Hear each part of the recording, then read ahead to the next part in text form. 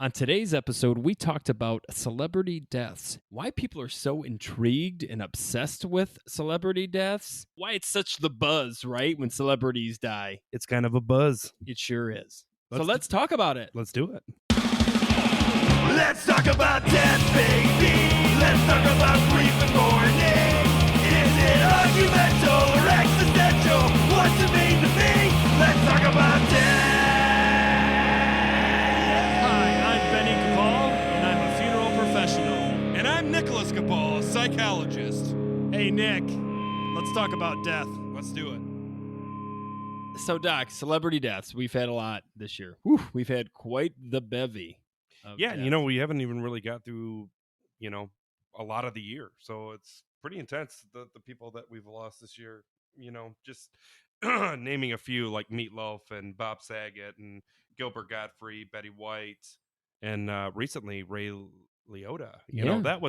That one, it was weird for me. I think that one, I really liked Goodfellas. That was a really good movie. And he really killed it in that one. Legitimately, he was fabulous acting in that.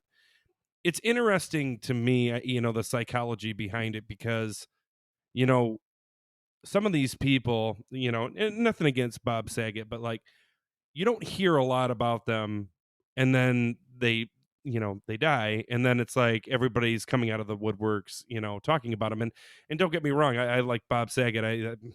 Full House was an amazing show.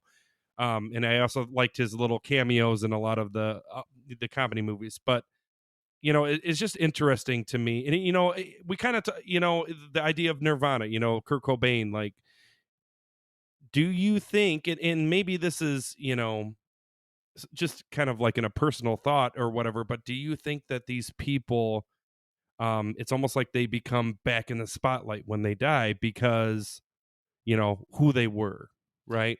Well, and you go into like Kurt Cobain and Amy Winehouse and like the 27s? They call them the 27s, Jimi Hendrix and all that. Do they almost become martyrs for dying because they're celebrities and the way that they die from what it is? And it's just a really interesting thing. And I think for us, we have this natural, like, we want to know what celebrities are doing in general, right? I mean, that's why reality shows work, right? We want to literally watch a celebrity go through the day to day, right? You got Cribs, you got all the like the real housewives of blah blah blahs and hoodoo news, and I think that's just the epitome of like the reality show, right? Is the death, right? And I think too for some of us out there, we don't look at celebrities like normal people. We look at them at a higher level. So when they die, even more so for some, it goes into their immortality or mortality. Like, okay, if, the bat out of hell now is dying, like, am I next? And then on top of it, it's like you don't think they're ever going to die, right? This idea that they're just kind of like these staples in the media. Well, you bring up a good point, too. If you think about it, like when actors and actresses die and they're in their older ages, I think that's differently looked at as, a younger, actor or actress dying, right? I think it's interesting because there's a lot of other, famous people that have died this year, but we just don't really, we don't really talk about them. And I just wonder, is it the weird, not weird, but the morbid curiosity of, dying young, right? And that, I always say, like, Billy Joel said it best, only the good die young. And I really wonder if, for example, Kurt Cobain would have died, later in life, would he be, immortalized like he is today? Or Jimi Hendrix, or, Amy Winehouse, all these, really beautiful singers and songwriters and actors and actresses. But if they would have died in their, late 80s, 90s, would we be still talking about them? Well, I mean, yeah, I think we would. You look at Betty White, right? She's made a phenomenal career. But I would say Betty White's kind of a different, because Betty White's always been in the spotlight. Okay, even so in you- her older so age. you're saying if Kurt Cobain dropped out of the scene and then died at the age of 80, would we be talking it like him, that like he died when he was 27? That's what I'm saying. Doesn't No, give a absolutely, different popularity absolutely to not. it. And I find that younger people get Marilyn Monroe. You know, like these situations. Even Elvis, right? He was too young to die. You know, this idea that he was too young. Um, yeah, it is different. But then you can go as far as, okay, but you had Abraham Lincoln who died at a later age, and we're still talking about him. He's still a very Yeah, but Abraham Lincoln profound is in celebrity. history books, right? You're taught about our presidents, especially the ones that we tend to find to be, the better of the presidents that did, some ground changing things, right? Some life changing events. Lincoln, and again, but think about this: Lincoln was shot. Yeah, oh, absolutely. There was traumatic, just like JFK. You can Right, go on the same thing compared to, when a president dies of old age. The older generation, if you ask them where they were when JFK got shot, they can tell you. Right. No, I hear you. And to be frank too, but you can look at music the same way, because music changes lives, right? Yeah, Jimi Hendrix might have, some of his lyrics might have saved so many people, for all we know. Art is an interesting demeanor, but I do think it's not necessarily music or actors or politicians. I think if they fit a certain criteria, we want to know as locals, right? We want to know because we're the average Joe, right? Obviously, they don't put their pants on, one leg at a time. So we want to know all of that. And I do find it's very strange. Wait a minute, they don't put their pants on one leg at a time? We know that they have magical gold pants. Silliness. They have like magical. Well, I flying- mean, we talk about celebrity, cases in general, where we could talk about the Johnny Depp court case, right? And the thing is that if it was to random people, no, we wouldn't be talking. We about wouldn't be talking. No one. We wouldn't. None of us would be watching this court case. Mm. And that's where I wonder is death. We all have, I think, a certain need or want to educate ourselves about it in ways that are comfortable for us. For some, it's they want to know the what happens to us after is there a heaven, is there a hell, is purgatory, all that that kind of curiosity. There's other people that want to know what happens to the body when you die, decomposition and what happens in the morgue, and what I mean. I think we all have certain facets of need or want to learn, but I also think you're right. I think there is kind of a gold or a silver lining to celebrities that we want more, because I think we believe that because they're these famous people and they're getting paparazzi'd and they can spend millions on whatever they want to. I think we think that must be a good life. Right. You right. You must be happy, right? They must, right? Because we still, even though many books and many songs have been written about more money, more problems, and the reality is that is the reality.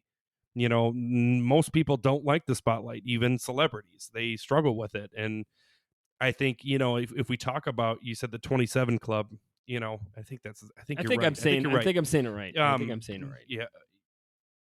That is really morbid, because unfortunately a lot of them died from either alcoholism, drug overdose. I think Jimi Hendrix actually asphyxiated on his vomit. Yeah, I think that was the death of Jimi Hendrix. Again, these are really sad situations, because these here again, we got these really young, popular, ground shaking artists that never got a chance to live to their 30s, 40s. And you think of like Freddie Mercury. Even him, he was younger when he died. All these stuff, and I think it just immortalizes them, right? Because again, with this strange fascination of we want to know more about these people when they die suddenly, traumatically, or young, then we want even more. Well, yeah, not only that, but there's two other things that come to my mind being a funeral director, that I always, I mean, just in general when it comes to celebrity deaths. One is what I'm fascinated with is how the funeral is, right? You have some of these celebrities that, I mean, just like in life, they go all out, man. They have the gold caskets or the clear caskets. They have 20 flower cars, that's got to be tough too. Like, not only being the family member of losing a celebrity, but then having to deal with the grieving process, the funeral, and having paparazzi, right? Is that just something you sign up for? Yeah, it's not right, but it's just kind of, okay, we've dealt with this all of our life, so we know this is going to be it. But Nick, does that put a damper on the family, right? Because if they're going into a situation where they're literally planning not only just the funeral, but planning how to keep the paparazzi and the crowds back, right? Because this has been going on forever, right? I can't think of what it was, but in the early 1900s, the one actor, the very young actor that was like the heartthrob back in those days, died. And like New York, like they had to close down streets in New York so people could literally, they couldn't even go into the funeral home. They had to like wait. And that's something too, is just like a community having to deal with that on top of, like, I think people have this feeling that like a celebrity, like they own, like in some ways, right? Like, that's my property, so I should be able to go to that funeral. I should be able to go to that cemetery. I should be able to go to their wedding, like all this too. So that's one thing that always catches my attention. The other thing that catches my attention is, and it's for normal people, but specifically it like gets 1,000 times fold when it comes to celebrities, is the cause of death, right? What did they die from? So for most people, what I find is they're already past that the person's died. They want to know why. They want to know how. And what we've talked about before, it's really nobody's business. But again, we're talking about that morbid curiosity, and I also think that it's a one way again to, if you know that celebrity died of let's say normal causes like a heart attack or something like that, I think it's more scary for us because it normalizes this idea that we could die. When it's drug or alcoholism or something like that, we can say, oh, see, I don't deal with that, so I don't have to worry about that. Princess Diana, right? I remember even being a really young kid, her funeral was such a big deal. And Elton John did Candle in the Wind and all that beautiful stuff, and that's amazing, don't get me wrong. And she did a lot of beautiful things for England. But the thing is that, you were saying, does it interfere with the family grieving? I don't know, because again, everybody's so different. Maybe to see all those people come and share their stories about how this person meant the world to them, or having someone just randomly say, hey, you don't know me, I didn't really know your son or your daughter, but even her words just saved my life, or whatever people are saying at the funeral. I think that can be really maybe helpful. But then I also think you're right. Think about this. Could you imagine if we had, let's say, a huge celebrity like Princess Diana that lived in Ida, Michigan, and then they died, then they come to your funeral home and they go, oh, by the way, we want to host it here, we want 18 cars, we want all this grand stuff, gold caskets, all that stuff. I can't imagine what that funeral director is thinking in the back of his mind. Right. And then, two sexy twin podcasters die, and I mean, Ida would be, just flocking with people, obviously, for ours. But no, I was thinking about that too. Like, you couldn't go to like a normal funeral home, I don't think. I don't think. I don't, to keep everybody safe, to be able to do it. I'm sure that. Well, the other thing I could think of, sure, would you call for backup? Would you call other local funeral directors and say, hey, listen, we got this. The League of Extraordinary Funeral Directors. Can you help me out with? Well, and let's be honest, like something like Princess Diana's funeral and stuff like that. There is a group of people working on it, and of course that's all part of their. And obviously, if it's like a president, you're going to have the Secret Service. You're going to have all that. But I'm just saying, like I know that. Madonna's from Michigan, somewhere, originally from Michigan, like maybe she comes home when she dies, who knows, right? And the thing that I always wonder about Kid Rock is a perfect example, like, or Eminem, right? Slim. You know, I just wonder if that local funeral director is like, I got to start preparing for it now. Like, where are we going to host this? You know, and again, I also think it's beautiful if the families come in and go, I don't want paparazzi there. I don't want the public there. Well, I know for a fact I did talk to a colleague of mine that I really respect, and their funeral home was part of was Rosa Parks funeral. And I remember the conversation I had with them, and it was very enlightening, because for the most part it was very, we were honored to do it. But to humanize the situation too, they admitted it was extremely exhausting. Because you have to, especially when you have something of that magnitude, you definitely can't screw anything up, right? You can't. And so with that situation, yeah, I'm sure you would, Doc. I'm sure I would call everybody I know that I think is professional enough to help me get through that experience, because I can't imagine having a million people, thousands of people at a funeral. Well, to even humanize it more, I'm just in my mind, I don't know why my brain went here, but like even parking cars, right? Oh, everybody is a family member. Everybody is a close relative or a best friend or whatever. And, again, I can't imagine the guy trying to park cars, and we're talking thousands of cars. And, there's always, unfortunately, this is most true in most cases, there's always one family member that tends to be 15, 20 minutes late. Right. And again, like, what do you do? Do you do you just hold a spot and hopefully maybe have 6 or 8 people pick up the car and put it there? Again, I know that sounds really silly. I think you'd have to pick a place, because didn't we lose Mr. Illich recently? It was Mr. Illich, right?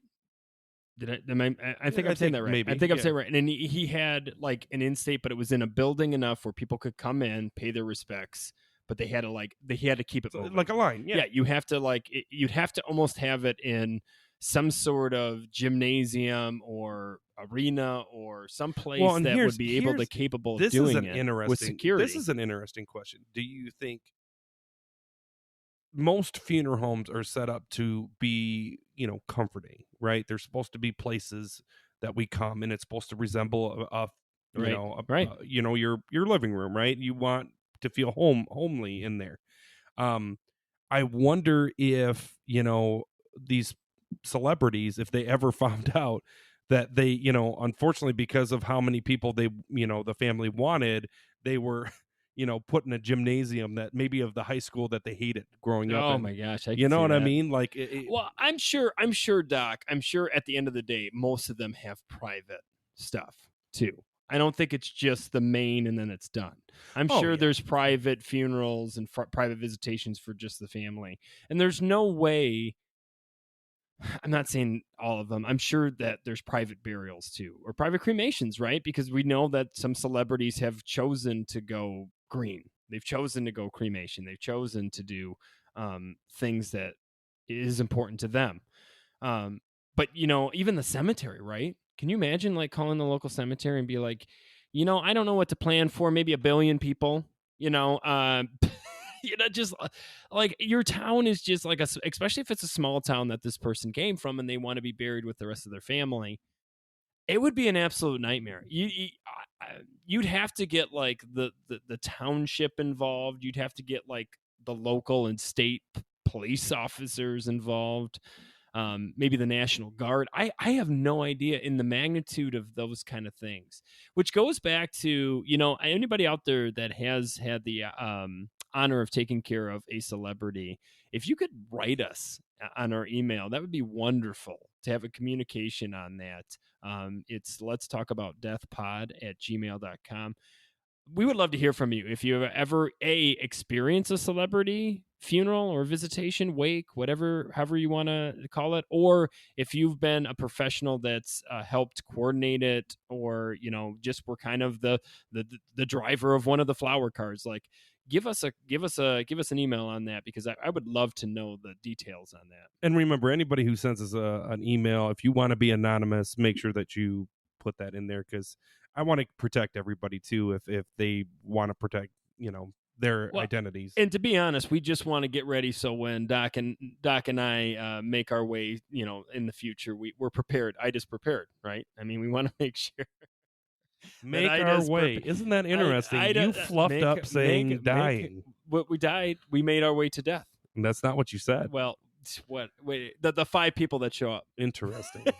Interesting. But no, please get us. But no, I think it's very interesting. I think it's always interesting at, of course, the media, right? So the media, I mean, now it's like you hear about like Bob Saget, Taylor Hawkins, Naomi Judd, Meatloaf, all these. And it's just, it's always like, how did they die and who they are? And it's just like, I can't imagine being a family member and being bombarded by not only the loss of your loved one, especially if it's traumatic, Doc, especially if it's one of these 27 clubs. And then on top of that, having to set up this enormous thing. So yet again, great topic tonight. Well, I think, I definitely want to have some time for Q&A. So let's pull up a question. Let's get to those Q&As. Q&A, everyone loves that Q&A. All right, Benny Boy Slim. Here we go. Benjamin Slimmy. I'm really struggling. So my dad, light of my life and mentor, unfortunately passed in January, and I haven't been able to cope. I keep being strong for my little brother, but I can't do it anymore. I'm falling down a rabbit hole, and I've lost all interest in hobbies. It feels like all the joy has been sucked away. Okay, so two main things here. So this individual has lost their dad, and they're also trying to lighten the load for the brother, right? They're trying to be this guiding light. I hear you, and I can see the pain through the paper. I can't. Parents are a strange death, because there's part of you that dies with them. I think it's that whole generational thing, and I think for a lot of people, they either have extremely great relationships with their parents, or they struggle to have relationships with their parents. I'm assuming, but this is, when assumptions can make, Doc, but I'm assuming they had a good relationship with their father in this situation. And in that case, the person that kind of guided them to everything there, when they lose that, there's fear. There's a big fear of like, how am I supposed to do this without that mentor, right? He literally puts that on the paper there. And then there is this like extreme pressure on yourself that you have to be the one, especially if you're the older sibling, to I have to be the man of the house, or I have to be the one that does this. And that's troubling, because I think you really can't get through your own grief because you're worried about others, right? I strongly believe that you have to get through your own grief before you're able to. And I know that's easier said than done. I know everyone feels that way about their younger siblings in their family, but it is one of those things where I do think there's obviously, they're struggling with this situation. They have to get through. Your thoughts, Doc, on this? So 2 things. One thing, the idea of basically, let's normalize this. Basically, what you're saying in this question is that you need to let it out. And to be honest with you, I think that is being strong for your little sibling. I think that is showing them that it is okay to have strong feelings. It is okay to take care of yourself when you're grieving. I've always been a firm believer, when you get on an airplane, what do they tell you? When the masks fall, you always put the mask on you first, because you can't help anybody until you help yourself. And I think this, to me, is another example of this idea that to be strong means that you have to be stoic and you have to hold everything in. And me as a mental health professional, I can say these are the people that I'm going to see, because what's going to happen is that, they're going to bury it until, unfortunately, it's going to come out. And what it normally comes out in is anger. And again, That's the last thing you really want to put between you and your little sibling, is to have resentments because you didn't take the time to deal with your own emotions, so you blame them. Because of you, I couldn't deal with my emotions. The reality is, it's not because of them, it's because of you. And you have to take responsibility. The other thing that I want to say is that with grief, and which is very similar to depression, right, and a lot of symptomology, the loss of hobbies or interests, that's normal. That's what happens when people are clinically depressed. They lose interest in their hobbies, and things that they normally would make them happy do not anymore. Normally, what tends to happen is, if you work through your grief, those interests will become fun again. It's just really hard to enjoy anything when you're hurting so badly. Especially if those interests and hobbies involved the person that's passed, right? Absolutely. If they were a partner in that hobby or interest, and that's not necessarily saying that those interests and hobbies may go away and you may get some new ones. You might make some new ones through your journey of grief. So what I would challenge you to do as a funeral professional is get out there and try new interests, try new hobbies, get out, get some fresh air.